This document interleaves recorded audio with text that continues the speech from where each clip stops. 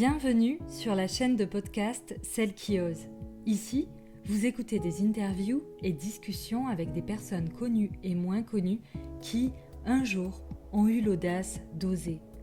Oser y croire, oser entreprendre, oser aimer, oser dire stop et parfois même oser tout recommencer. Nous accueillons aujourd'hui Stanislas Leloup, créateur audacieux de Marketing Mania. Avec plus de 300 000 abonnés sur sa chaîne YouTube et des millions de vues sur ses vidéos, Stan a réussi un tour de force, vulgariser le marketing, le rendre ludique et passionner les foules. La magie du web m'a permis de l'interviewer depuis Nouméa, alors qu'il vit à Bangkok. Non sans peine, j'ai réussi à le pousser dans ses retranchements et à extraire quelques émotions bien cachées. Bonne écoute!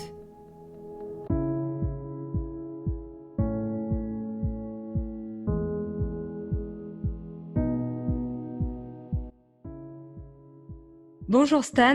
Bonjour Lucie, merci pour l'invitation. Merci à toi d'avoir accepté de répondre à cette interview. Je vais te poser des questions un petit peu différentes peut-être de ce qu'on a l'habitude d'entendre. J'ai été moi aussi interviewée quelques fois ces derniers mois et j'ai remarqué qu'on me pose toujours les mêmes questions, et à tel point que ça me donne même plus envie de répondre à des interviews parce que j'ai peur de lasser mon audience. Et du coup, je me suis dit que j'allais faire des interviews pour ma chaîne YouTube, mais aussi pour un podcast pour une autre entreprise que j'ai qui s'appelle Celle qui ose au pluriel. On en avait discuté lorsque tu m'avais interviewé. Et donc, avec ce podcast, je vais essayer d'aller un petit peu plus loin dans la vie de l'entrepreneur. Voilà. Est-ce que tu te sens prêt? Tu n'as pas regardé les questions à l'avance, je le précise. Tu sais que quand j'ai commencé à faire mon podcast et faire des interviews, il y avait je préparais beaucoup mes questions à l'avance, que je voulais faire le podcast le plus dense, donc je me préparais beaucoup et j'envoyais les questions aux gens. Et c'était souvent une erreur en fait. Ça marchait pas bien parce que les gens lisaient les questions et les préparaient un peu dans leur tête et parfois même ils les préparaient à l'écrit et m'envoyaient même leurs questions préparées à l'écrit. Et donc, si j'essayais dans l'interview d'avoir une spontanéité, de dévier un petit peu des questions que j'avais préparées à l'avance et d'aller sur un sujet, il y avait parfois des invités qui ignoraient complètement les questions que je leur posais pour répondre à la place aux questions que je leur avais envoyées à l'écrit. Et donc, qui continuaient, tu vois, tout à fait dans le chemin qu'ils avaient planifié. Et donc, suite à ça, même quand j'ai préparé des questions, et je continue à préparer des questions pour toutes mes interviews, je les envoie jamais aux gens de peur que quelqu'un, tu vois, se bloque complètement mentalement dans les questions que j'avais écrites et que du coup, l'interview déraille à cause de ça. Alors, je t'avoue que justement, c'est ce que je pense aussi et je préfère les interviews spontanées. Moi, j'ai listé des questions en me disant que ça allait plus être une discussion et que du coup, en fonction de tes réponses, on allait partir dans certaines directions et que j'allais laisser couler parce que je trouve que c'est ça qui est le plus intéressant. Moi, quand j'écoute des podcasts, je préfère écouter une conversation qu'une interview puisque voilà, les interviews, c'est souvent un petit peu la même chose. Alors du coup, écoute, moi qui t'ai suivi un petit peu depuis le début, après j'ai perdu le fil dans le sens où j'ai pas pu regarder toutes tes interviews, etc. Donc je sais pas si tu en as déjà parlé, mais en tout cas je voulais savoir quel type d'enfant tu étais. J'étais un enfant apparemment assez calme, mais ma grand-mère me disait que quand j'étais gamin, je feuilletais genre l'annuaire. Elle me disait, ah, c'était génial, tu déchirais pas les pages. À une époque où j'étais incapable de lire, bien sûr, mais en tant qu'enfant, j'étais assez calme, j'étais très réservé, j'étais très timide, j'avais beaucoup de mal à parler à des gens que je connaissais pas, mais j'étais énormément dans les livres, j'ai énormément lu. euh, voilà, à partir de l'âge où j'ai commencé à lire, tu vois, genre, je pense que parmi les premiers romans dans lesquels je suis vraiment, vraiment tombé à fond, c'était Harry Potter, mais à partir de ce moment-là, j'étais tout le temps en train de lire, quoi. Et donc voilà, j'étais beaucoup dans la lecture. Plus tard, j'étais pas mal dans l'écriture. J'étais dans le dessin pendant très longtemps. C'était une de mes grandes passions. Le dessin, l'écriture, tu vois, un petit peu la créativité, mais pas mal de trucs qui se font dans mon coin. Et j'avais un peu ces obsessions, tu vois, qui me venaient. D'un coup, je me mettais à écrire. Là, j'avais une nouvelle idée. Je me mettais à écrire des séries improbables. Je me mettais à dessiner pendant des heures et des heures et des heures. Tu vois, j'avais ce côté déjà, étant enfant, assez avec une certaine capacité d'obsession. Et du coup, alors t'étais pas mal solitaire. Est-ce que t'as des frères et sœurs? J'ai un frère, ouais, Et t'as grandi où? à Paris. Tes parents faisaient quoi? Font quoi? Mon père est orthophoniste. Et D'accord. donc, l'élément qui est intéressant avec mon père, c'est il a écrit beaucoup. Donc, il est devenu orthophoniste relativement sur le tard. C'est-à-dire, sa carrière a vraiment commencé à monter à partir du moment où moi j'étais né. Et en fait, il fait beaucoup de conférences, il écrit des livres, il essaie de synthétiser des idées. Donc, il a ce côté où non seulement bon, il a sa pratique clinique où il aide des patients, mais il a aussi, je pense, enfin, c'est la manière dont moi je comprends en fait sa carrière de manière extérieure, c'est-à-dire qu'il a une grande capacité de synthèse en fait. Et c'est un peu une personne qui va dans son milieu pouvoir prendre des protocoles cliniques, des études et pouvoir expliquer en fait à l'orthophoniste qui traite son truc, comment est-ce que tu vas utiliser ces concepts-là en pratique dans ta pratique pour aider les gens et comment est-ce que tu fais le pont entre les études scientifiques et ça. Et donc, il a développé cet aspect de pédagogie. Et la raison pour laquelle je m'attarde un peu là-dessus, c'est vrai que après avoir monté Marketing Mania, on a réalisé en fait qu'on avait un rôle un petit peu similaire dans nos métiers, même si c'est des domaines qui sont différents. Il y a certains aspects, tu vois, je pense que la force que lui peut avoir et la manière dont il a monté sa carrière sur cet esprit de synthèse, etc., c'est aussi un truc dont moi, j'ai pas mal, je me suis pas mal servi. Et ma mère travaillait dans le département informatique d'une grande boîte d'assurance. D'accord, et donc tu discutes, beaucoup avec ton père, par exemple, de ton activité aujourd'hui? Tu disais on a remarqué avec Marketing Mania, donc tu échanges beaucoup, avec tes parents? Ouais, je discute pas mal avec lui, notamment, c'est des éléments qui l'intéressent et toutes ces idées de comment est-ce que tu peux toucher ton audience et globalement, il a une curiosité pour tout ça, donc on en discute pas mal. Et voilà, il a aussi, tu vois, même si j'ai personne dans ma famille qui est entrepreneur en tant que tel, mon père, on est assez proche de la manière dont lui, il a monté sa carrière. Tu vois, il a différentes sources d'activités, que ce soit des cours à la fac, des livres qu'il écrit, son cabinet. Donc, c'est la question de comment est-ce que tu équilibres ces différentes priorités. Il y a aussi si tu veux, une conversation récurrente qu'on a, c'est vraiment cette conversation entre à quel moment est-ce que tu as pris trop de choses, parce que lui, il a toujours été extrêmement occupé avec beaucoup de projets en cours, des livres, le cabinet, etc. Et comment est-ce que tu équilibres ces différents éléments? Comment est-ce que tu équilibres les éléments qui rapportent de l'argent et les éléments qui te construisent pour le futur? Comment est-ce que tu équilibres tout ça, tu vois? Donc, en termes de gestion de carrière, il est assez proche au final de ce que je fais parce que bah, moi, même si je suis pour le coup pur et dur dans l'entrepreneuriat et dans le business, comme je fais un business qui est un business de création de contenu, je reste quand même en train de manager une ressource centrale, limitée, qui est mon propre temps. Même si j'ai des capacités à déléguer, mais il y a des choses que je ne peux pas déléguer. Et si j'écris mon livre, par exemple, c'est un certain nombre de vidéos que je ne vais pas faire. Si je décide de faire des vidéos, un certain nombre de podcasts que je ne vais pas faire. Tu vois, donc, il y a toujours un trade-off. Et la question, c'est est-ce que je fais plus de vidéos pour grossir mon audience ou alors est-ce que je lance une nouvelle formation pour gagner de l'argent? Et il y a un équilibre à trouver entre les deux. Si je faisais que des vidéos ou que des formations, bah, l'alchimie ne fonctionnerait pas, tu vois. Mais où se trouve l'équilibre? À quel niveau est-ce que tu dis oui pour aider des gens de ton réseau, même si ça te prend beaucoup de temps? Tu vois, comment est-ce que, grosso modo, tu gères ta carrière, tu gères ta stratégie, tu gères ton temps de manière à accomplir tes objectifs? Et lui, c'est quelque chose qu'il a vécu depuis très longtemps, de comment équilibrer tout ça. Et notamment, je pense que ce qui va arriver pour moi dans l'année à venir, et j'aurai sans doute l'occasion d'en reparler avec lui, c'est comment est-ce que tu rajoutes le facteur de la famille, d'avoir des enfants à l'intérieur de cette équation, ce qui complexifie encore plus les choix que tu dois faire. Il y a une première question que je veux te poser, il y en a une autre après. La première, c'est, par rapport à la pédagogie et tout ça, donc si on va dire qu'il te l'a certainement transmis, cet esprit de synthèse et tout ça.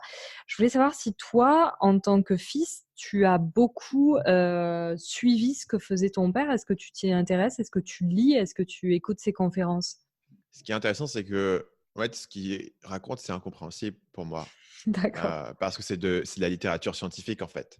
d'accord. Et, et donc, si tu n'as pas ce niveau de compréhension de ce qu'il fait, euh, en fait, tu peux en parler uniquement de manière abstraite, mais si tu essaies concrètement de lire, tu t'aperçois que bah, je ne comprends pas parce que les termes ne me sont pas familiers et c'est de la littérature scientifique, tu vois. Donc, il faudrait vraiment te former et avoir le background à ce niveau-là pour pouvoir vraiment en tirer de la valeur. C'est pas facile à comprendre pour une personne venant de l'extérieur.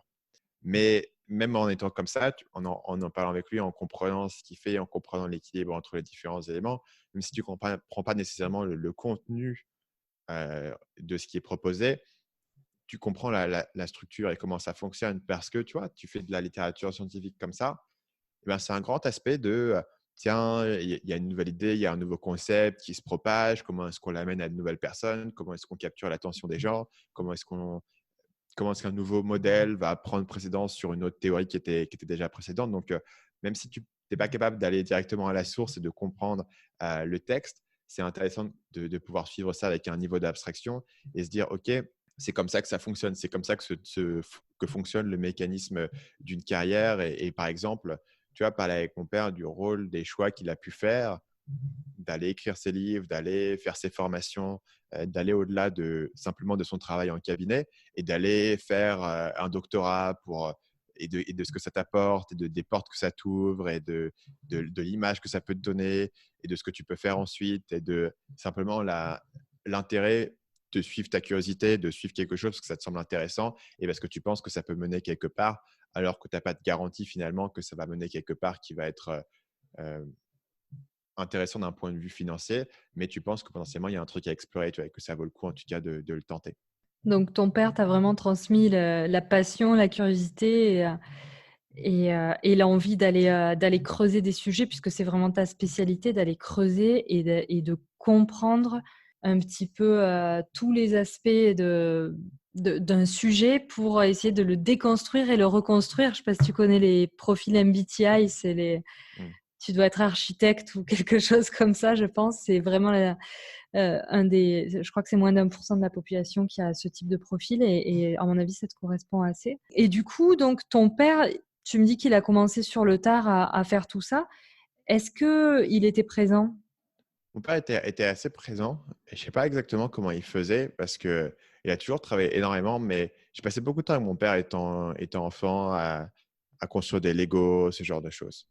Euh, Même si il était, notamment à partir du moment où je pense j'étais au lycée, c'est le moment où il a commencé à avoir beaucoup de déplacements. Je pense qu'il y en avait moins avant. Il a commencé à avoir pas mal de déplacements. Mais après, je passais pas mal de temps avec lui et on avait ces moments. Et je pense que dans ma routine personnelle d'entrepreneur, c'est vraiment important pour moi d'avoir ces aspects répétitifs, récurrents, routiniers. Et c'était un truc qui était assez important pour nous. Donc, on avait des moments où je me souviens que le vendredi après-midi, il venait toujours me chercher à l'école. Parce que généralement, il venait jamais me chercher à l'école parce que ça termine trop tôt. Parfois, de personnes venaient me chercher à l'école. Euh, mes deux parents rentraient plus tard, mais ils venaient me chercher un jour par semaine, c'était le vendredi, et on allait ensemble faire les courses, faire tous les marchands, on allait au boucher, on allait au fromager un par un, et puis on discutait, tu vois. Et on avait comme ça, on allait à la boulangerie, et après on allait chercher mon frère qui faisait du judo à l'époque. Et on avait cette routine, et du coup on passait quand même plusieurs heures par semaine ensemble, voilà, à ce moment-là, et puis à d'autres moments, et qui étaient un peu des éléments qui étaient non négociables. Et donc finalement, même si le reste du temps, il part assez tôt ou il rentre un petit peu tard, et ben, tu as toujours quand même du temps qui est vraiment très qualitatif qu'on avait ensemble. Et ça, c'était un élément qui était assez important, qui faisait que même si même si il avait énormément de boulot et même s'il bossait aussi les week-ends, et cetera, souvent à la maison, mais tu avais quand même l'impression que tu avais pas mal de temps que tu passais avec lui. En tout cas, tu en as gardé des bons souvenirs et t'as pas l'impression d'avoir une carence. Non, carrément pas. Et parce qu'on avait aussi beaucoup de temps à deux, ça, je pense que c'était un élément qui est important, tu vois. Parce que tu as toujours les dîners de famille, et cetera, mais tu peux facilement, enfin, tu n'as pas forcément l'occasion, si tout le monde est toujours ensemble, de passer du temps individuellement avec un de tes parents et d'avoir plusieurs heures par semaine avec un de tes parents, tu vois. Et comme nous, on avait ça, c'était un élément qui était assez important parce qu'il en est ressorti pas mal de conversations. Tu as très peu parlé de ta mère. Ouais. Donc, ma mère, je pense que c'est l'autre partie, en fait, elle a beaucoup d'influence sur moi, mais sur l'autre partie de ma personnalité, en fait. C'est-à-dire, ma mère est toujours beaucoup plus. euh, D'abord, tout l'aspect extrêmement analytique de ma personnalité. Moi, j'étais très fort en maths et ça venait clairement de ma mère. Et tous ces aspects vraiment extrêmement analytiques et de comprendre comment ça fonctionne, ça, c'était sa grande force. Euh, Par contre, je pense qu'en termes de stratégie de carrière, ma mère, elle a toujours plus joué dans la sécurité par rapport à ça. Et moi, c'était une tension que j'avais. Et après, je suis parti clairement dans une direction plutôt qu'une autre. Euh, Même si en termes de personnalité, la principale influence, c'est ma mère.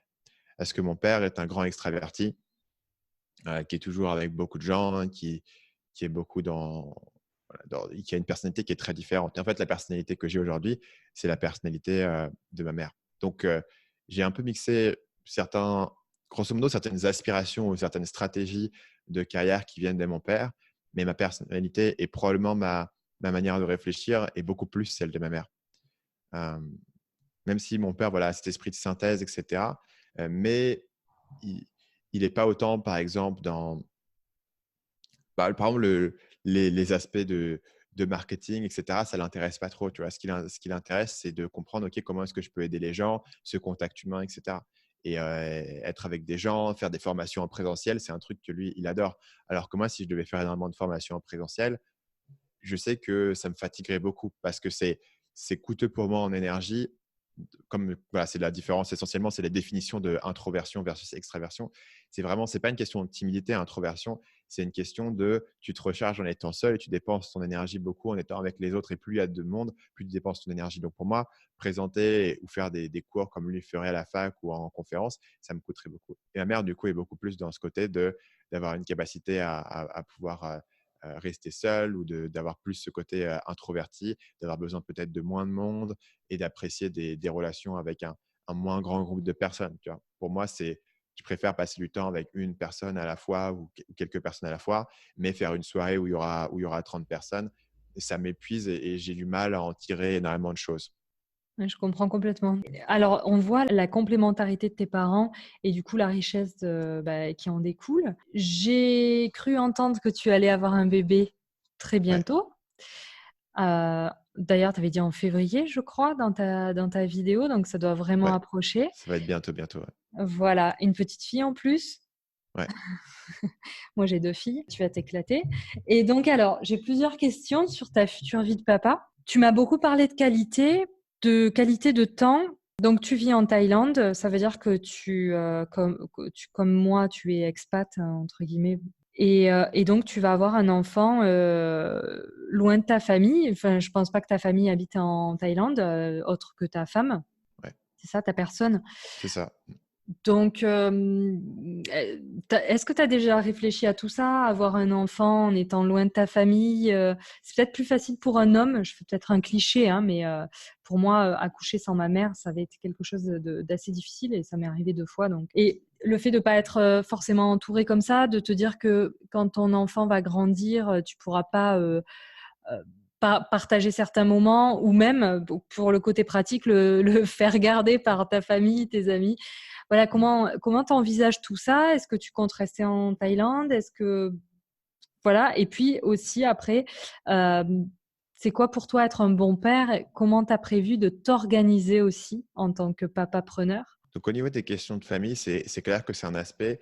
Après, c'est un aspect où ma femme n'est pas française, elle est philippine. Donc, de toute manière, c'est pas tu vois, il y a pas de, on peut pas être dans les deux à la fois. Et en fait, moi, j'ai pas vraiment d'envie d'habiter en France. Elle a pas vraiment d'envie d'habiter aux Philippines pour différentes raisons. Mais grosso modo, les Philippines, il y a beaucoup de nuances en fait entre les pays d'Asie. Et les Philippines, c'est pas un pays qui fonctionne extrêmement bien. C'est pas un pays avec un grand niveau de sécurité, etc. Et on est très content en fait du coup d'être dans aucun des deux pays et de faire notre truc dans notre coin. L'avantage restant que les Philippines, c'est quand même moins loin et que du coup, ben, la maman de ma femme sera là en fait pour l'accouchement. On va la faire venir, elle va passer un petit moment avec nous parce que voilà, elle est dans une situation où elle a la possibilité de bouger, elle a envie de passer du temps avec sa fille, elle peut venir et donc elle peut passer du temps avec nous et être là. Euh, Après, ma femme, je sais qu'elle était extrêmement proche de ses cousins en grandissant.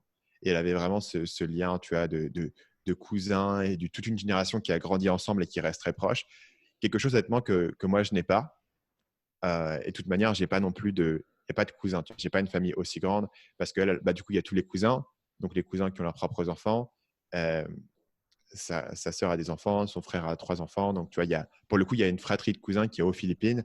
Et là, on va y aller. Tu vois, je pense qu'on va se trouver dans une situation où on va y passer au moins un mois par an pour ce côté familial, pour les cousins, pour les vacances d'été, etc. C'est pas exactement pendant l'été, leurs vacances, elles sont situées différemment, mais je pense que ça pourrait être un élément qui est important. Après, du côté familial de mon côté, en fait, mon côté familial, il est assez dispersé parce que tout le monde habite dans des endroits différents. Euh, donc, voilà, j'ai encore un petit bout de famille à Paris, mais j'ai aussi un petit bout de ma famille qui est maintenant au Canada et dans le sud de la France. Ce qui fait qu'il n'y a pas d'unité familiale, géographique qui est très forte. Et ça avait toujours été le cas en fait quand j'étais enfant. C'est une des raisons pour laquelle on n'avait pas cette fameuse fratrie de cousins. C'est que même si j'avais un certain nombre de cousins, euh, en fait, il n'y avait personne d'autre qui habitait avec nous à Paris. Et donc, du coup, tu vois, pour moi, ce n'est pas un truc qui représente autant. Ce qui a beaucoup représenté pour moi, c'était mes grands-parents, qui, pour le coup, se sont énormément occupés de moi quand j'étais enfant. Et la question, c'est comment est-ce que nous, on va pouvoir reproduire ça, tu vois.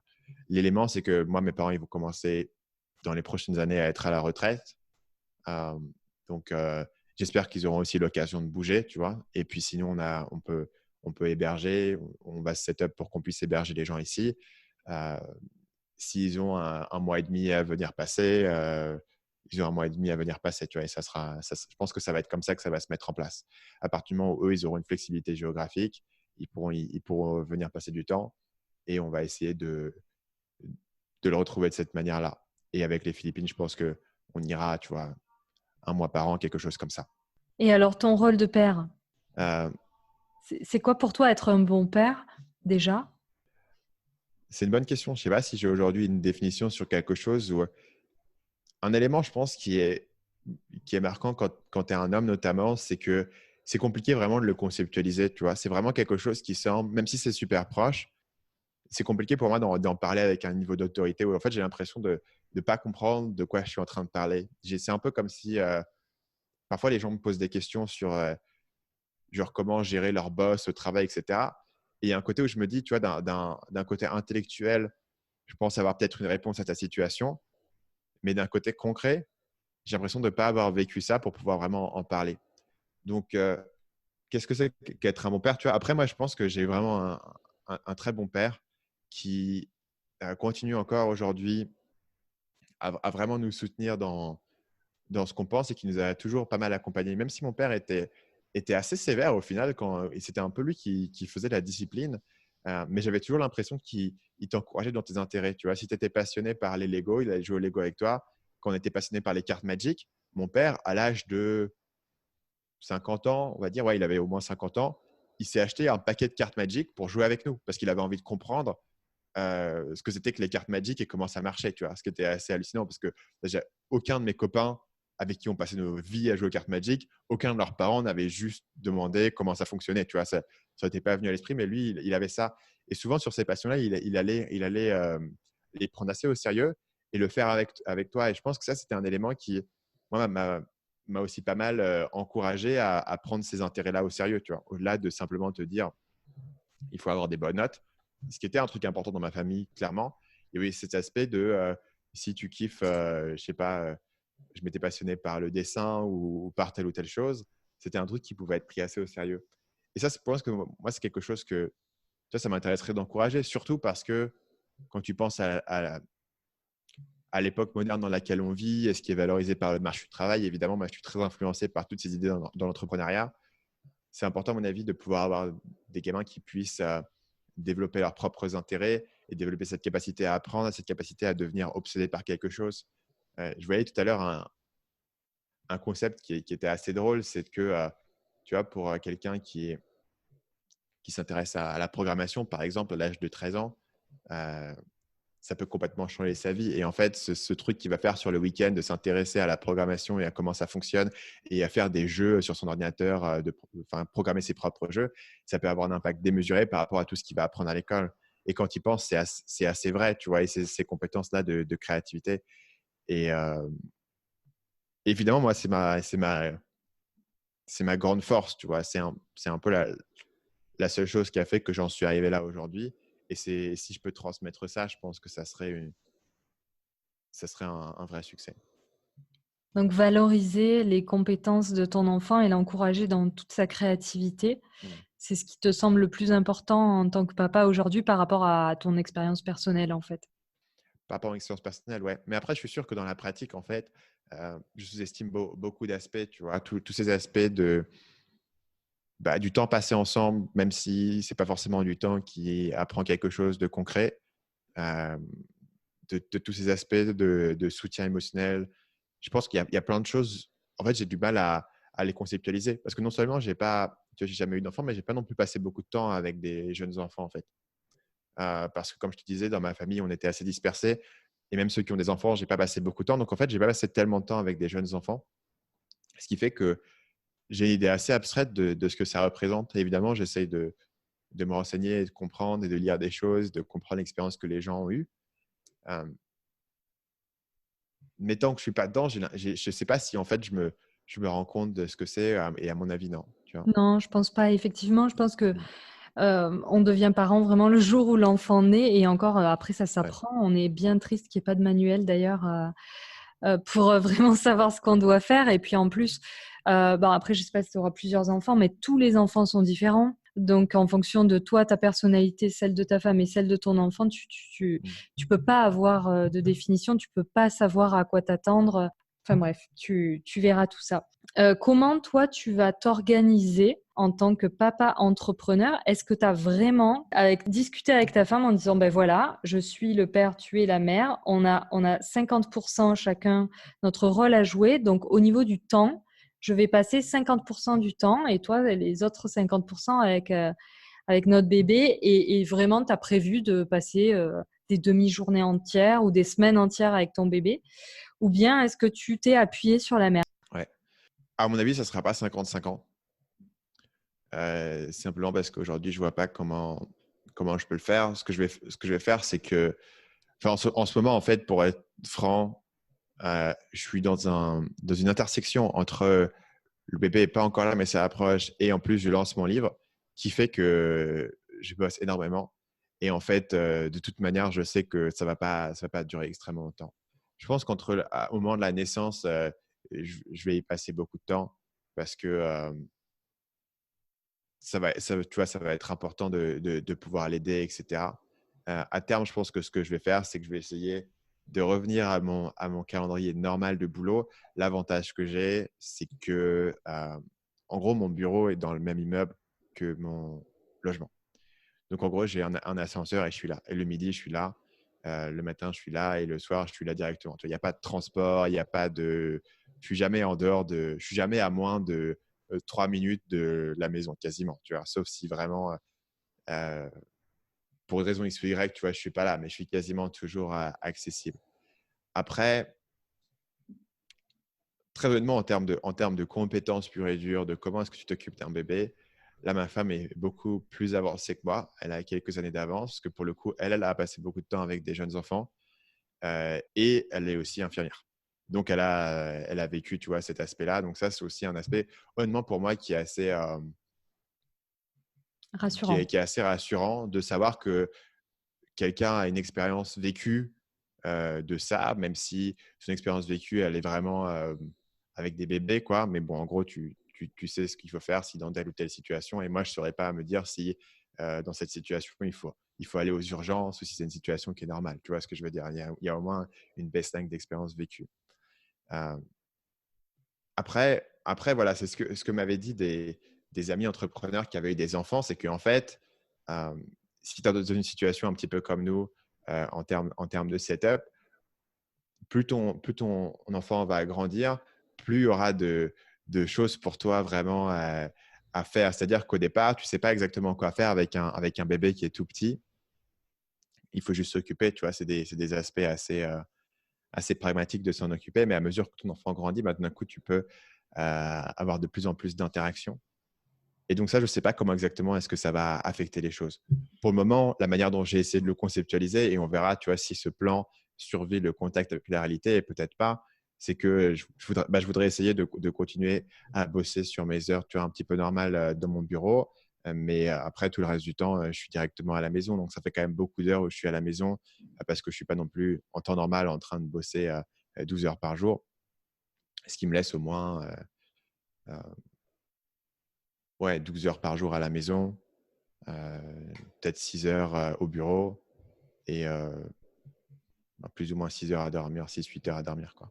Même si ça fait plus que 24. Tu as parlé donc d'interaction avec le bébé et je pense que c'est vraiment tu as dû interviewer en fait des entrepreneurs homme, parce que ce que Ouais, tu m'as dit, c'est vraiment une vision très masculine. Les ouais, hommes attendent exactement. que leurs enfants grandissent pour pouvoir en profiter, alors que nous, dès le début, on a des… Bon, si on allait, il y a l'allaitement, il y a les échanges, le regard avec le bébé, et puis Mm. un bébé, c'est quand même un morceau de nous à la base quand on coupe. Quoi. Tu vois, tu as l'impression vraiment que c'est une partie de toi. Et même quand on Ouais, l'éloigne physiquement, c'est comme un aimant tu le ressens physiquement. Même, tu vois, il peut être dans une autre pièce, tu sais quand est-ce qu'il se réveille et tout. Il y a vraiment une connexion qui reste pendant longtemps. Et en plus, les femmes, du coup, projettent tout leur amour sur le bébé et du coup, plus sur leur mec. Et quand tu as au début une relation où tu as un bébé et tout, c'est qu'à la base, tu étais hyper fusionnel, en principe, si tout se passe bien. Et donc, pour l'homme, en plus, c'est un peu difficile à vivre, mais bon, tout ça, c'est autre chose. Et je te souhaite de bien le vivre, en tout cas. Tu retrouveras ta femme très vite, mais il faut s'y préparer quand même. ouais, Et du coup, tiens, je vais te poser une question. C'est quoi ta définition de l'amour? Ça m'intéresse parce que tout le monde a une vision différente. ouais. C'est intéressant. Comme c'est un concept abstrait, je ne sais pas exactement comment est-ce que tu le définis. Je dirais que pour moi, tu vois, que c'est ce côté vraiment inconditionnel que j'ai pas avec beaucoup de gens. C'est-à-dire cette idée que la relation qu'on a est basée sur pas vraiment un échange en fait. C'est juste un truc inconditionnel qu'on a. Et ça, c'est un truc que j'ai avec la famille, tu vois, avec mon frère, avec ma femme. Mais même pour les gens, honnêtement, qui sont des amis, je ne ressens pas nécessairement ce même truc. Tu vois, il y a un peu ce sens où tu passes du temps avec les gens parce que tu apprécies de passer du temps avec eux, mais si tu n'appréciais plus de passer du temps avec eux, ça changerait la donne. Alors qu'avec ta famille, il y a un peu un côté, tu vois, inconditionnel qui est on a un lien qui dépasse ce qui peut être compris ou conceptualisé. Et, euh, et c'est peut-être comme ça que je le définirais. Tu vois, c'est ce feeling qu'il il y a cette connexion. Et, euh, et voilà, tu vois, c'est juste un truc qui existe, préexistant et qui ne dépend pas d'autres facteurs et qui ne dépend même pas, tu vois, du temps que tu passes avec les gens. Comme je te le disais, moi, j'ai une famille qui est assez répartie géographiquement, donc avec qui je passe pas forcément énormément de temps. Et ce temps passé ou pas passé ne semble pas vraiment affecter cette relation. Ce qui est l'inverse de, tu vois, si j'ai un ami et qu'on passait beaucoup de temps ensemble, maintenant on passe plus de temps ensemble, bah, la relation, elle a plus ou moins disparu. Tu vois. Elle est plus du tout la même. Et donc, du coup, cette amitié, elle dépend du temps passé ensemble et des activités passées ensemble et du feeling qui est présent et du fait qu'on ait fait ensemble des choses qui soient potentiellement fun. Tu vois. Avec une personne que tu aimes, tu peux passer du temps à faire des trucs qui sont pas fun, à avoir des tragédies, à avoir des moments qui sont difficiles et ça ne va pas du tout affecter ce lien et au contraire, ça peut le renforcer. C'est quelque chose, oui, que tu n'arrives pas à expliquer, mais c'est plutôt un constat, en fait. Ta définition, Ouais. c'est plutôt un constat. C'est marrant. Je vois que l'heure tourne et que tu as une autre interview après, donc je vais passer à d'autres questions que j'avais vraiment envie de te poser. Comme tu fais pas mal de podcasts qui sont vraiment intéressants, tu as rencontré beaucoup d'entrepreneurs et tu leur as posé beaucoup de questions. Je voulais savoir si tu avais remarqué, noté un point commun entre les gens qui réussissent. Et ensuite, savoir, et on peut le faire dans un sens ou dans l'autre, déjà, c'est quoi pour toi réussir? Donc, on peut commencer par prendre tu vois, les gens qui se fixent un objectif et qui atteignent cet objectif, souvent un objectif de, par exemple, gagner sa vie sur Internet. En fait, pendant un moment, j'avais fait une expérience qui était intéressante, c'est que j'étais de passage à Paris et j'avais un peu de temps. Et du coup, j'avais proposé à mes abonnés de me rencontrer et de faire des dîners ensemble. Et comme je suis introverti et j'aime pas les grands groupes de personnes, ce que je faisais, c'est des dîners avec 6 personnes. Donc, je pouvais s'inscrire, j'avais un groupe de 6 personnes et on faisait un dîner ensemble et je discutais avec les gens. Voilà. Et il n'y avait pas de barrière particulière à l'entrée, donc les gens se sont présentés.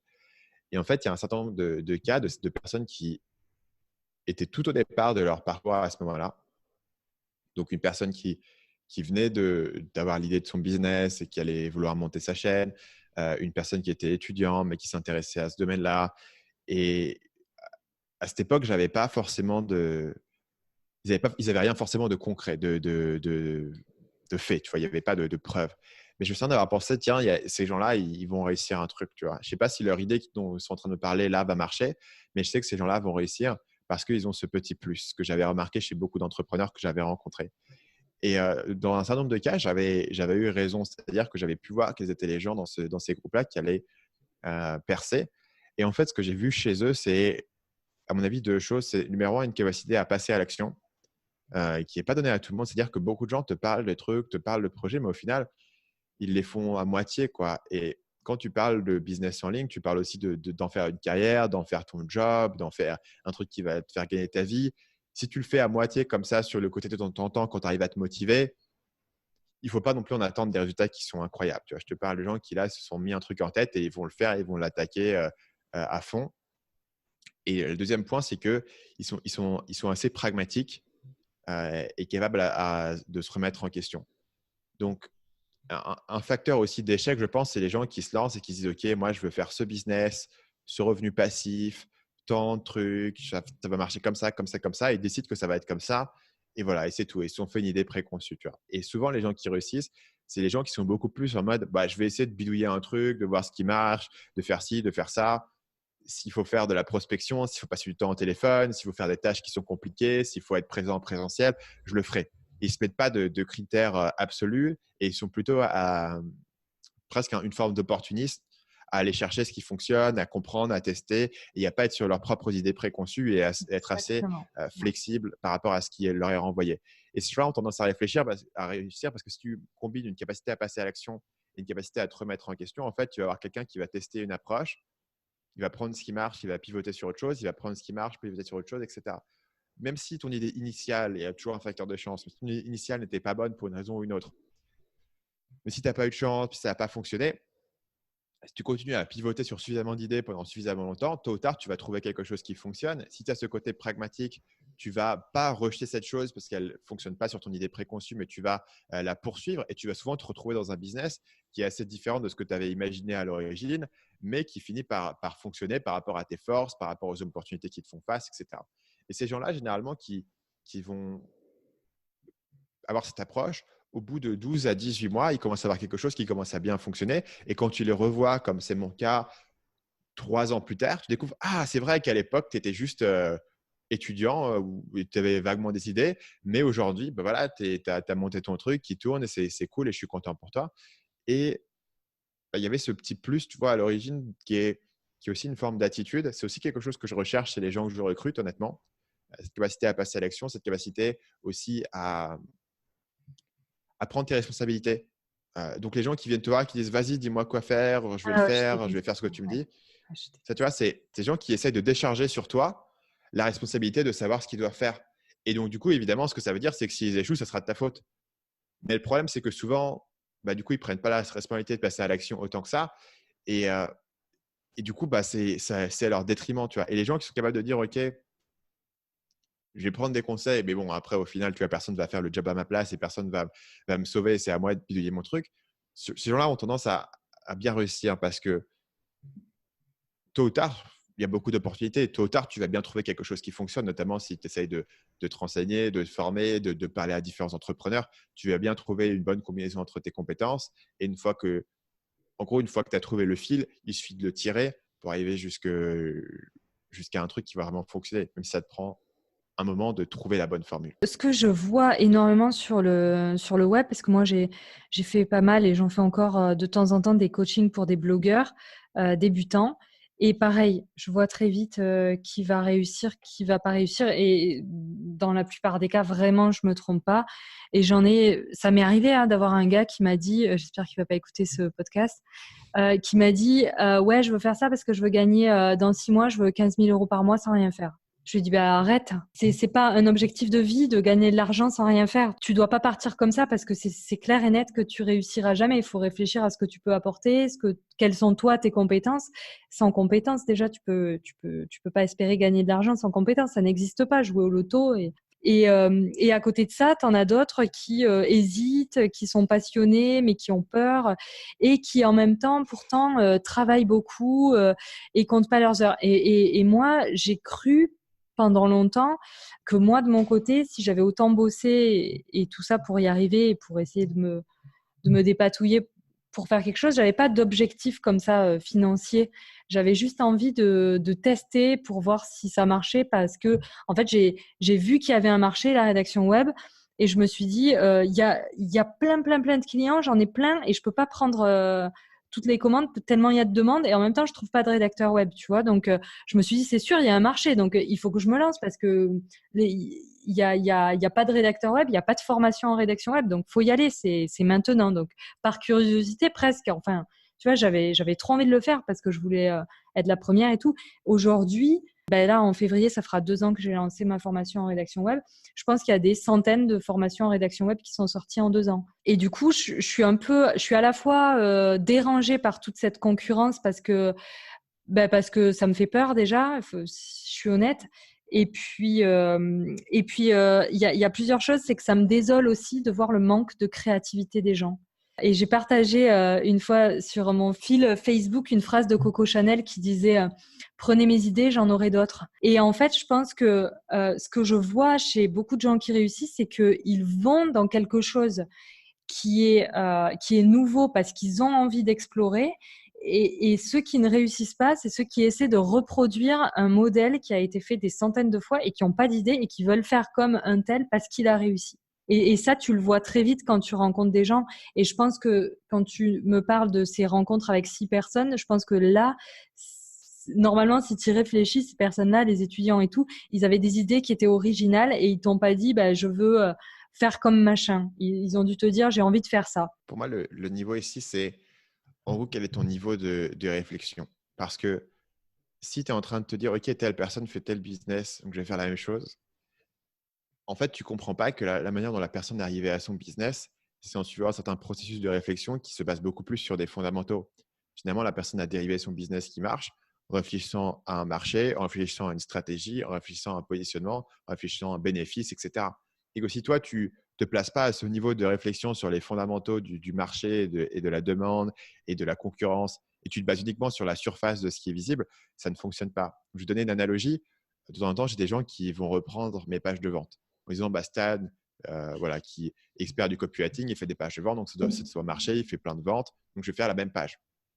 Le problème, c'est qu'ils reprennent mes pages de vente, soit pour faire un produit qui est différent, mais en gros, même parfois pour un marché qui est différent. Donc, j'avais par exemple une personne qui avait copié ma séquence email de vente pour ma formation sur le copywriting, mais sauf que lui, il vendait une formation sur la photo. Donc, ce que le gars ne comprend pas, c'est que ce qui fonctionne dans ma séquence email, c'est que j'ai été analyser le besoin de mon client et j'ai créé une séquence email qui va épouser essentiellement la psychologie de ce client pour l'amener d'un point A à un point B et lui montrer l'importance du copywriting.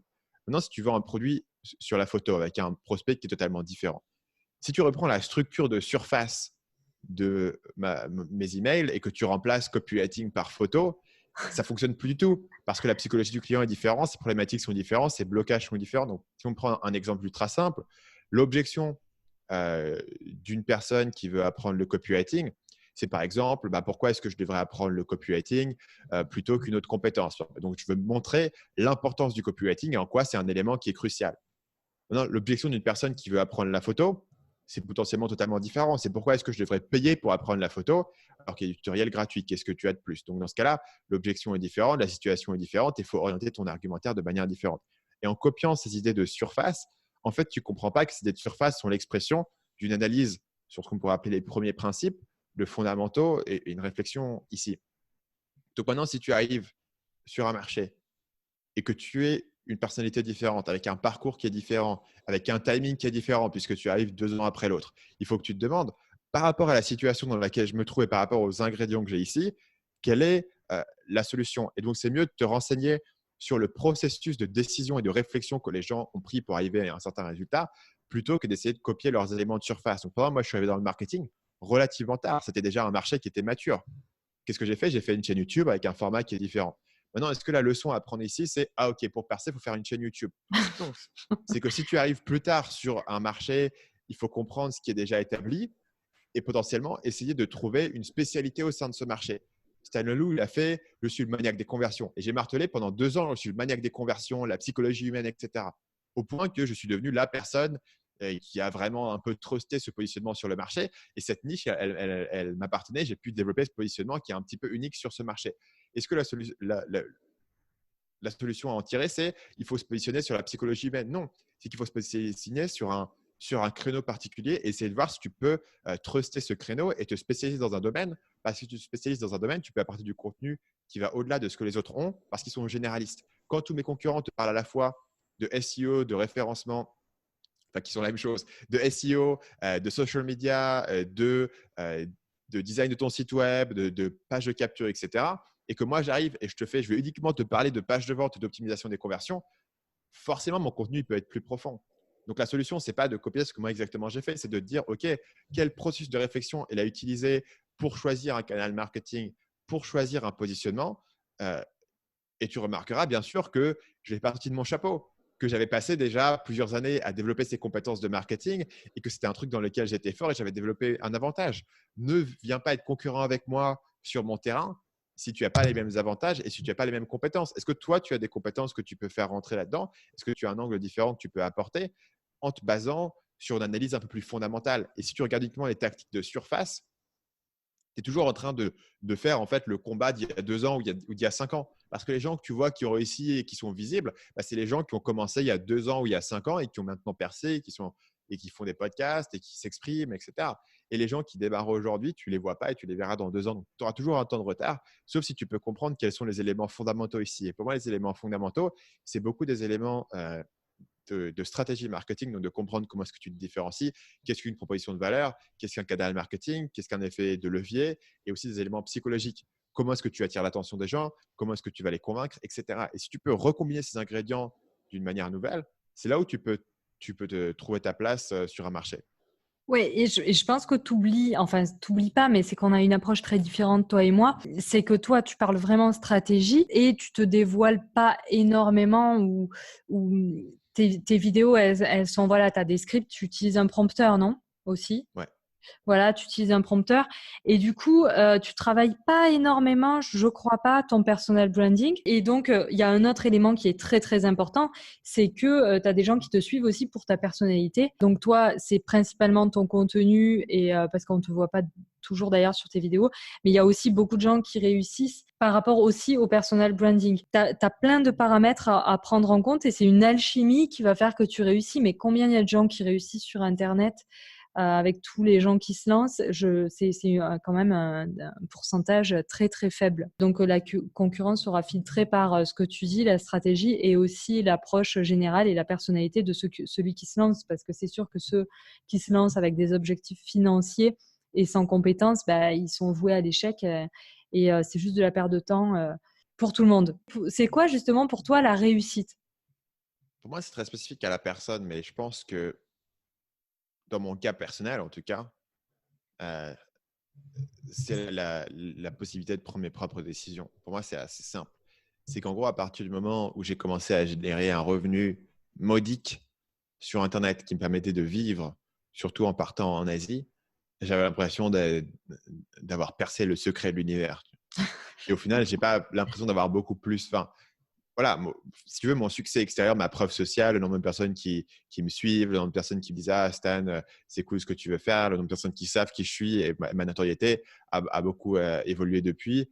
Euh, mais pour moi, le grand moment de transition, tu vois, le grand événement, ça a vraiment été de pouvoir avoir la liberté de prendre mes propres décisions et aussi cette idée que j'ai fait un pari qui s'est révélé être que beaucoup de gens me disaient qu'il n'était pas une bonne idée et qui s'est révélé être payant.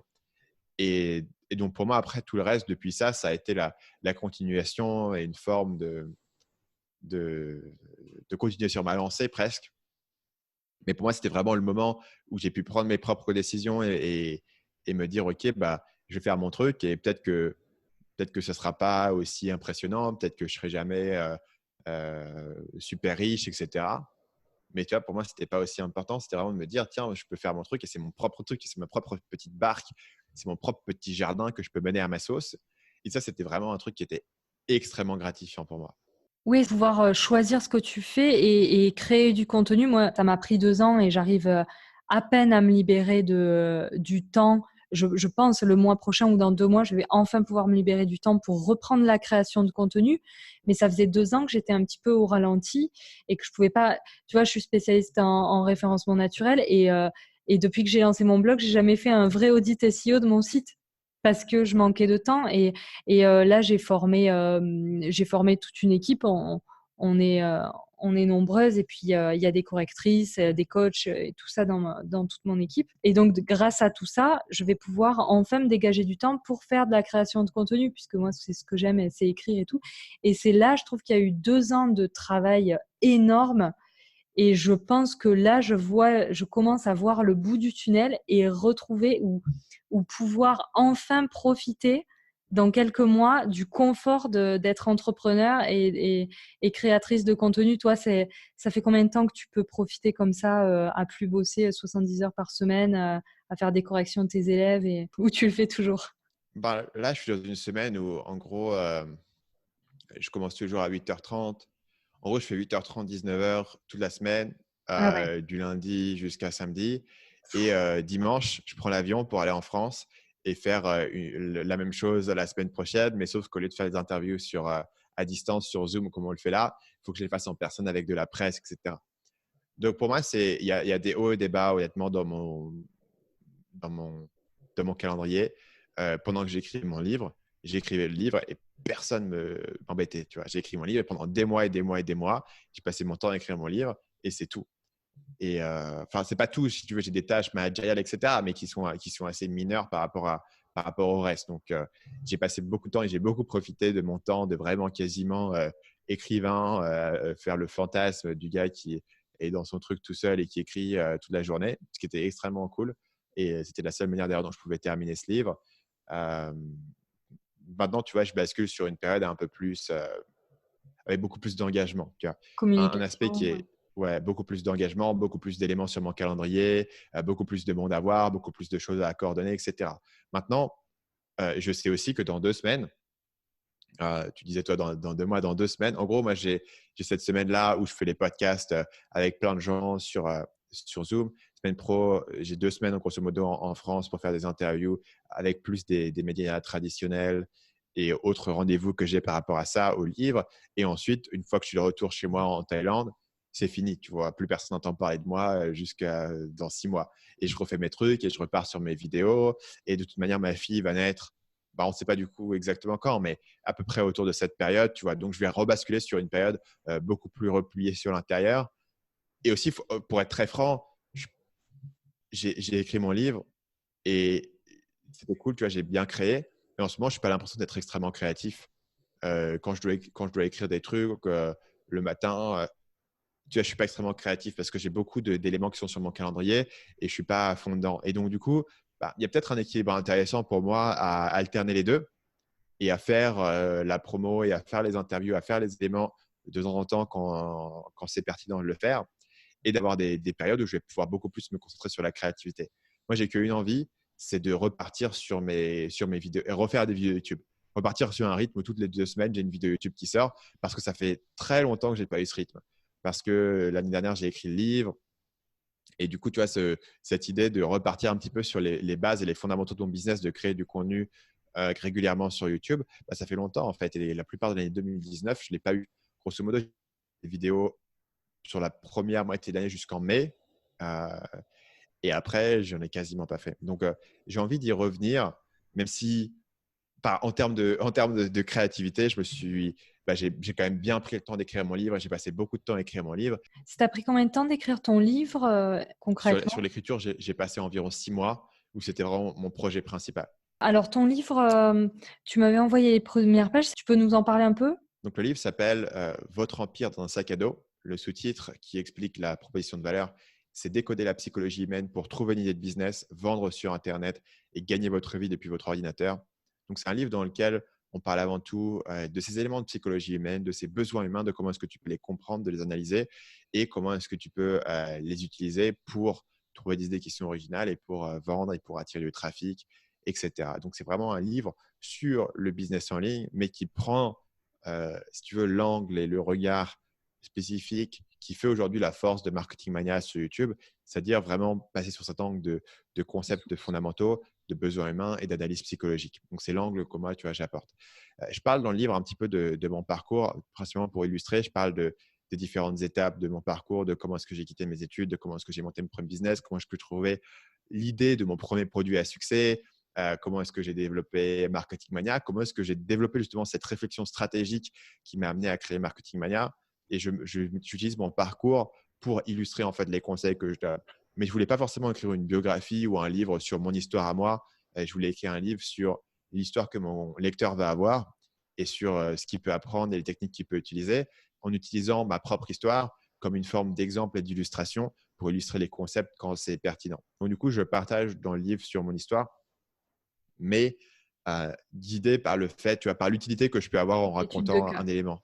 Ouais. Tu es ta propre étude de cas et du coup, et alors, comme tu es quand même le pro des sources fiables, ta bibliographie est longue à la fin de ton livre. J'imagine que tu as travaillé comment? Tu as travaillé sur Internet? Tu es allé dans des bibliothèques à l'ancienne ou en Thaïlande? J'imagine que tu pas. Quoique aussi, puisque tu lis l'anglais.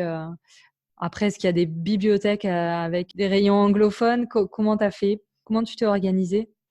Moi, je travaille toujours sur Internet et je lis beaucoup de livres, tu vois, mais les livres, l'invention du Kindle rend mon mode de vie possible, hein, parce que sans Kindle, je ne sais pas où on serait, tu vois, pour trouver des bouquins qui t'intéressent. Tu trouves des bouquins en anglais, tu vois, mais pour trouver des bouquins en anglais à l'étranger, c'est le dernier roman d'espion, etc. Tu vas trouver des bouquins un petit peu pointus sur le marketing, etc. Tu ne les trouves pas. Moi mes sources sont extrêmement variées et du coup, je les cite toutes en bas dessus des pages. Mais j'ai beaucoup de… Quand tu vois, je parle d'un entrepreneur, par exemple, j'aime bien prendre mes sources sur, si possible, des interviews que lui, il a fait, où il raconte sa propre histoire par ses propres mots. Et si c'est ce genre de choses, sur les concepts psychologiques, j'aime bien prendre des exemples qui sont un petit peu différents. Et donc, du coup, ces exemples, ils sont pas, tu vois, ils tombent pas tout cuits. Et c'est à moi un petit peu d'aller retrouver, de comprendre, tiens, cette entreprise, elle a fait telle stratégie. Et donc, j'ai une source là d'un article ou autre qui explique la stratégie et comment est-ce que je peux la connecter d'autre part avec un concept psychologique. Donc, je fais beaucoup de recherches. J'ai comme ça beaucoup d'idées qui sont stockées, mais qui sont en fait des bribes d'idées. Et la manière dont ça va se coaguler dans un chapitre, c'est quand j'arrive à connecter différentes idées, quand j'arrive à connecter différentes études de cas et trouver un point commun, ou quand j'arrive à connecter une étude de cas particulière avec un concept marketing particulier qui peut être intéressant. Et ça, c'est essentiellement la même manière dont je produis mes vidéos. Mes vidéos citent souvent des livres, mais ce qu'il me faut pour coaguler cette vidéo, c'est souvent ce livre, ce concept, tu vois, ce fort qui est dans la vidéo, mais il me faut aussi une étude de cas originale et de connecter les deux de manière nouvelle. Je vais rarement, tu vois, si je parle d'un concept dans un livre, je vais rarement utiliser les exemples qui sont dans le livre. Je vais utiliser le concept et l'appliquer à un nouvel exemple parce que moi, c'est ce qui m'intéresse de créer ce type de connexion et c'est ce qui me permet de trouver des exemples qui sont un peu inattendus et de trianguler les choses. Comme ça, je te donne un concept et je te donne plein d'exemples dans des domaines totalement différents.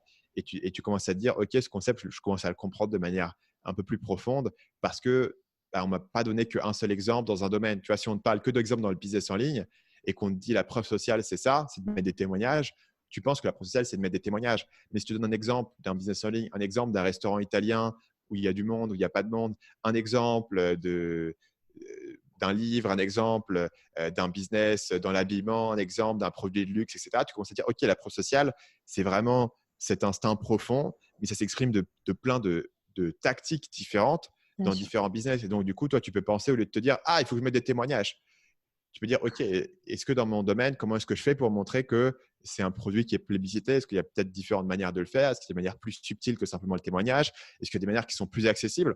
Parce que le témoignage, c'est bien si tu fais une formation en ligne, mais si tu vends des vêtements, tu peux pas mettre des témoignages, tu vois, ça n'a pas de sens. C'est pas comme ça qu'il faut faire. Il faut peut-être montrer, avoir un plugin, tu vois, qui montre les gens qui t'ont tagué sur Instagram ou alors simplement utiliser des célébrités parce que c'est ça qui serait important, tu vois. Et donc, du coup, tu peux y penser de manière plus subtile. Ouais, encore une fois, tu éclates complètement pour voilà, donner plein d'exemples et permettre aux gens de se faire leur propre idée. C'est pas, c'est quelque chose que j'apprécie beaucoup chez toi, c'est que voilà, t'es pas donneur de leçons, tu essaies pas de te rendre indispensable, tu donnes les outils pour que les gens comprennent et que grâce à la compréhension, ils avancent et pas uniquement grâce à de la théorie. Ma pédagogie, ma manière d'accompagner mes élèves, c'est justement de leur donner tous ces outils en leur donnant plein d'exemples différents pour que eux, à partir de ces exemples, ils puissent avancer dans une certaine direction en se disant, voilà, il y a plein de gens uniques et moi, je suis unique et à partir de tous ces exemples et de ces concepts, je vais créer le mien. Et toi, là, c'est exactement ce que tu expliques dans tes vidéos et tu donnes les outils. et c'est à celui qui regarde ou celui qui te suit de comprendre et d'avancer dans le sens qu'il veut. Et ça, c'est vraiment intéressant. Donc, du coup, tu m'as bien donné envie de lire ton livre. Je suis pas en France, sinon je serais venue me le faire dédicacer. Je vais te poser une question. Alors ça, c'est deux dernières questions. Après, je te libère. Est-ce que tu aurais une personne à citer ou des personnes que tu admires énormément, de tes références? Ça peut être des personnes connues ou pas. Euh, je vais te citer un groupe de personnes qui est probablement inconnu des gens qui nous écoutent. C'est une chaîne YouTube qui s'appelle Corridor Crew. Et c'est un groupe d'artistes en effets spéciaux qui ont un studio à Los Angeles et ils font des effets spéciaux. Ils ont une chaîne qui s'appelle Corridor sur laquelle ils publient des vidéos qui sont beaucoup basées sur des effets spéciaux, donc ils font eux-mêmes. Et ils ont une chaîne qui s'appelle Corridor Crew qui est un petit peu le vlog, le derrière des coulisses de ce qu'ils font. Et ce que j'aime chez eux, c'est que c'est un groupe de personnes qui ont la passion absolue de ce qu'ils font, qui sont totalement fascinés par le monde, qui ont énormément de compétences. Parce que tu peux penser, tu vois, c'est des gens qui sont extrêmement forts sur leur PC à faire des effets spéciaux, mais ils sont aussi, ils savent toucher l'intelligence artificielle, ils commencent à expérimenter avec des deepfakes, mais c'est aussi des gens qui sont capables de bricoler un nombre incalculable de choses et qui vont avoir énormément d'intérêts différents et de capacités à faire des choses de leurs mains et à expérimenter une passion pour faire tout un tas de projets divers et variés. Ils sont physiquement impressionnants, tu vois. C'est des gars qui sont capables de faire.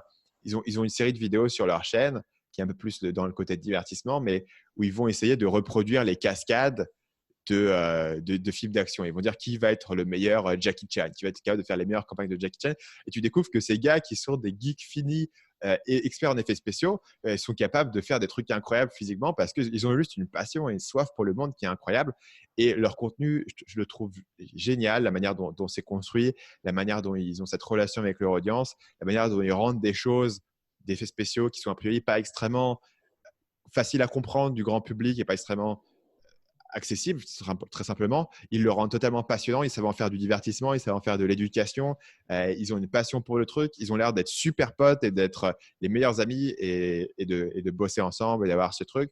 Et donc, c'est une chaîne que j'adore où je manque aucune vidéo et je suis passionné. Enfin, je suis admiratif en fait de la passion qu'ils amènent dans leur travail et dans leur quotidien, de la gratitude qu'ils ont pour ce qu'ils font et de la joie qu'ils ont à découvrir des trucs et à apprendre tous les jours et à monter des projets, et à bidouiller des trucs, à expérimenter.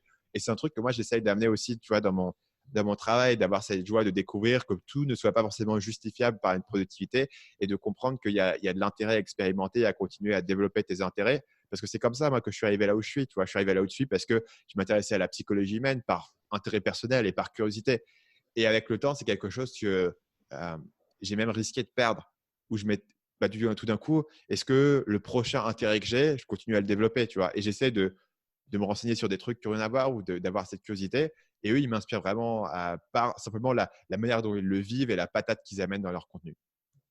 Alors, juste une avant-dernière question. Est-ce que tu parles souvent de psychologie? Est-ce que toi, tu aurais fait, c'est très intime comme question, mais est-ce que toi, dans ta vie, tu as eu l'occasion de faire une psychothérapie ou Non, d'échanger avec un psychologue? Non. non, mais je t'avoue qu'il y a un certain nombre de moments où ça a été quelque chose qui a été assez attirant pour moi. Euh, Après, je pense que j'ai encore cette idée j'ai cette réticence, je pense. Et c'est pour ça que je ne l'ai jamais fait. Mais tu vois, je pense que ça serait un élément qui serait intéressant. Après, je pense qu'il faudrait vraiment trouver la bonne personne pour que ça fonctionne pour moi parce que je ne suis pas forcément si ouvert que ça, tu vois, à cette figure d'autorité, à ce médecin qui va te dire. Donc, il faudrait que je trouve quelqu'un avec qui j'ai un grand niveau de confiance. Et je pense que c'est ça qui m'a un petit peu retenu en arrière, c'est ce niveau de réticence. D'accord. Bon, il y a peut-être aussi, enfin, je ne sais pas si tu es parfaitement bilingue, mais quand tu es pas dans ton pays, tu as besoin d'un vocabulaire riche pour pouvoir t'exprimer et échanger avec un psychologue. Et si tu peux pas partager vraiment tes émotions profondes avec un vocabulaire adapté, ça peut aussi être un frein. Après, j'imagine que tu parles très bien anglais. Ça fait longtemps que tu es plus en France. Ouais, l'anglais, je le parle. Après, je suis sûr que tu vois, tu peux trouver des gens qui te le feront sur Skype depuis la France. Ah Enfin, je oui. sais pas si c'est quelque chose qui est accepté, je sais pas. Mais après, l'anglais, je le parle. Mais voilà, tu vois. Après, je pense que c'est vraiment une question de personnalité où l'idée enfin, je suis pas forcément la personne la plus ouverte voilà, sur mes éléments. J'ai tendance à internaliser beaucoup de choses. Donc, c'est pas forcément le plus facile pour moi de le partager. Donc, l'idée que je vais le partager avec une personne comme ça dans ce contexte-là, je pense que ça me donne une réticence et que du coup, il faudrait quasiment en fait que je trouve un psychologue slash youtubeur, tu vois, quelqu'un que je peux regarder et je peux développer un niveau de confiance et de me dire, tiens, cette personne comprend vraiment ce que je suis en train de vivre pour avoir ce niveau de confiance, de me dire, je vais m'ouvrir à cette personne, tu vois. Et comme ça, la manière dont ça fonctionne, de manière. Du coup, c'est une démarche que j'ai jamais faite. Tu vois, j'ai toujours eu cette réticence de me dire, j'ai pas envie de me mettre dans cette situation avant de savoir vraiment dans quoi je m'engage, mais comment je m'engage dans le truc sans savoir. Voilà. Mais tu vois, c'est pas un truc auquel je fais à me la porte. Et je pense qu'il y a un niveau, je pense, de difficulté dans ma vie qui ferait que je me dis, bah voilà, à ce moment-là, il est temps de passer à l'action sur un truc qui jusqu'ici intellectuellement me semblait intéressant, mais sans un besoin urgent, comme on le sait en marketing, sans un besoin urgent et immédiat, les gens ne passent pas à l'action. T'es quand même beaucoup, beaucoup dans le contrôle. Vraiment, t'es dans la stratégie. Euh, Même pour l'amour, tu m'as beaucoup parlé de contrôle, en fait, indirectement. Et là, encore une fois, tu as peur de perdre le contrôle et de t'engager dans quelque chose que tu connais pas. Et c'est marrant que tu avances comme ça, vraiment à petits pas, mais tout a l'air vraiment millimétré quand tu avances. Tu as quel âge d'ailleurs, Stan? 28 ans.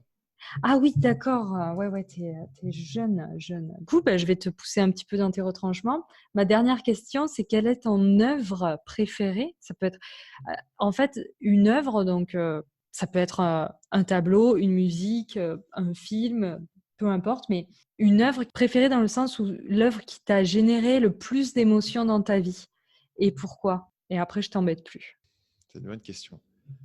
Je pense que si tu parles de générer de l'émotion, euh, je pense que il faut que je revienne dans le temps, il faut que je revienne à mon enfance parce que étant jeune et même jusqu'à mon adolescence, j'avais un niveau de relation avec ces choses-là qui était absolument incroyable. Tu vois, c'était le truc le plus important dans ma vie. Et donc, ce que je vais te donner, j'ai trouvé ce que j'allais faire parce que j'hésitais entre différentes choses. Je pense Pokémon version bleue. Pokémon version bleue, c'est un truc dans lequel j'ai investi le sens de ma vie pendant probablement 1 an et demi. Tu vois, c'était le truc central et c'est le truc qui m'a le plus fait kiffer. Et si tu revois aujourd'hui, je sais pas si tu as joué à Pokémon un jour, mais si tu rejoins aujourd'hui, notamment les Pokémon de la version bleue, ça ne ressemble à rien. Ça ne ressemble à rien. C'est un truc en noir et blanc avec des graphismes avec 4 pixels qui font ton Pikachu. Mais à l'époque, c'était le truc, tu vois, le plus. C'était le sens de la vie, tu vois. Et c'était le truc dans lequel tu pouvais vraiment investir des heures et des heures et des heures. Et dans ta tête, c'était un univers incroyable. Et on, je pense que pour moi, tout ce parcours que j'ai notamment étant gamin avec les jeux vidéo, ça m'a beaucoup affecté sur le fait de dire comment est-ce que tu peux te plonger dans quelque chose et essayer de comprendre les systèmes et essayer de comprendre comment ça fonctionne. Et bien sûr, tout le concept du Pokémon, c'est de capturer des nouveaux Pokémon et puis ensuite de les faire monter en niveau et de les faire évoluer. Tu vois, il y a toute une métaphore derrière de la transformation personnelle et du fait que si tu progresses, si tu t'exerces et tu t'entraînes, tu deviens plus fort et puis à la fin, tu peux devenir le meilleur, le champion de la ligue Pokémon. Et ouais, je pense qu'en termes d'émotion et en termes du nombre d'heures de fascination et de joie que j'en ai pu tirer, je pense que rien ne peut battre Pokémon Mais, version bleue. mais, mais c'est pas une œuvre. C'est pas une œuvre et moi je veux une œuvre, je veux quelque chose qui te génère des émotions qui sont pas autour de la stratégie, la psychologie, quelque chose d'une émotion qui te touche comme quand tu écoutes une musique et que tu as les larmes qui montent ou tu vois un film et il y a un film qui t'a peut-être fait pleurer je vais pas te dire des heures mais plusieurs minutes euh, ou une œuvre d'art où tu allé tu vois moi je me souviens j'ai vu Guernica, j'étais bon, moi, j'ai fait histoire de l'art, donc forcément, le jour où j'ai vu Guernica en vrai, c'était encore mieux que si je voyais Madonna, tu vois. Mais, toi, du coup, une œuvre, je te laisse réfléchir.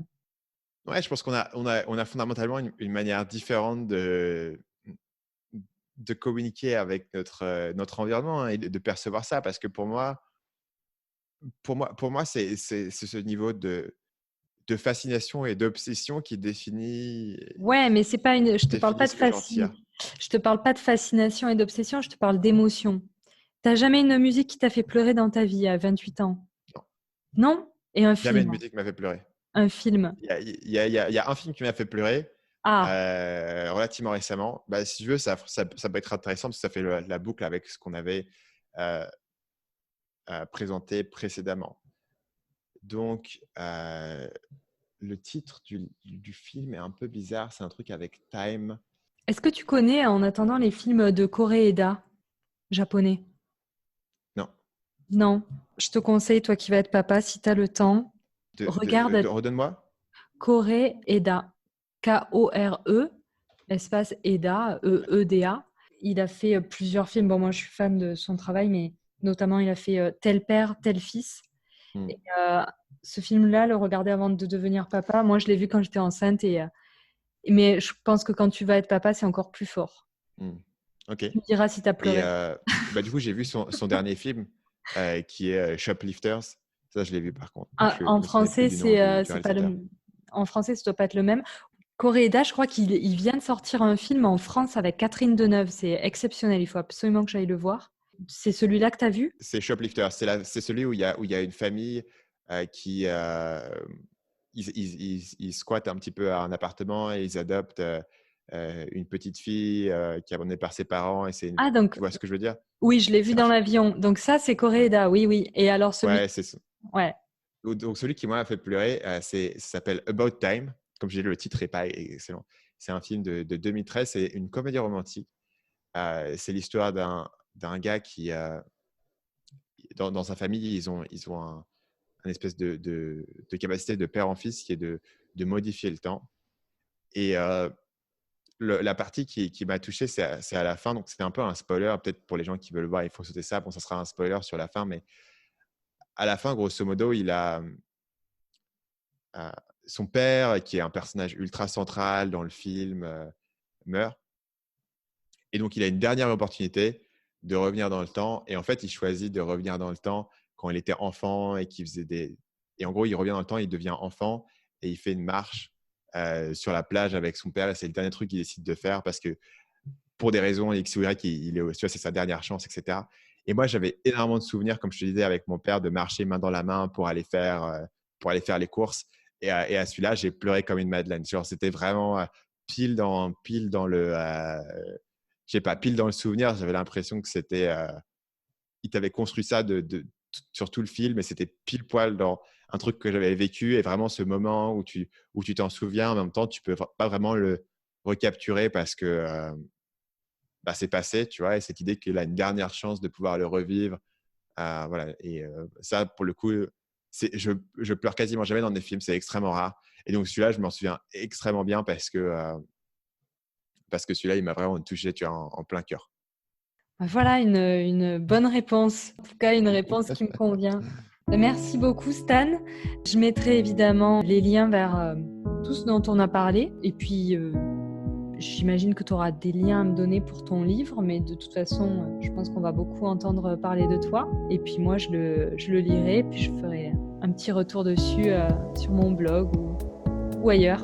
Voilà. Ouais, ça m'intéresserait d'avoir ton avis dessus, si tu veux, si as l'occasion de le lire et puis de me dire ce que tu en as pensé. Moi, je serais très heureux d'avoir ton ressenti, notamment par rapport à toute l'expérience que toi tu as, tu vois, et d'essayer de voir si je continue à pouvoir te raconter des trucs qui sont un peu nouveaux.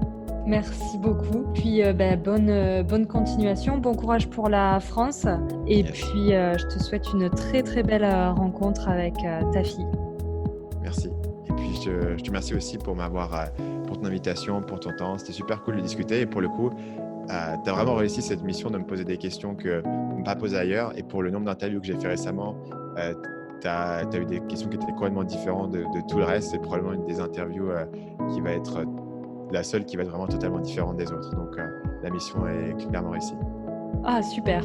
Je suis contente. Et puis, si j'ai pu t'apporter en plus une petite pause dans les répétitions, parce que je sais ce que ça fait de répéter tout le temps la même chose, en plus, en cette fin de journée, ça me fait plaisir. Merci, Lucie.